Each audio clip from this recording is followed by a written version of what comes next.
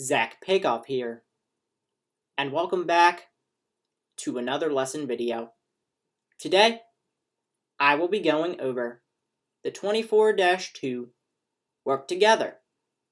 So let's jump right into the video. Okay, so as I had stated before, I'm going to be going over the 24-2 work together. In the last video, I read over the 24-2 text. If you did miss that video for any reason, please click the link in the description.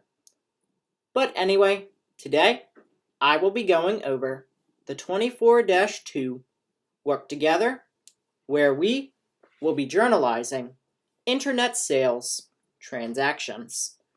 So the instructions say the cash receipts journal for Teddy Bears Galore is given in the working papers. Your instructor will guide you through the following examples. Number 1. Using the current year, journalize the following internet sales on page 5 of a cash receipts journal. Alright, so as you can see here, we are given 3 transactions, and they are dated on March 5th, 12th, and 19th. Okay, so now that I've read over the instructions, let's jump right into the 24-2 work together.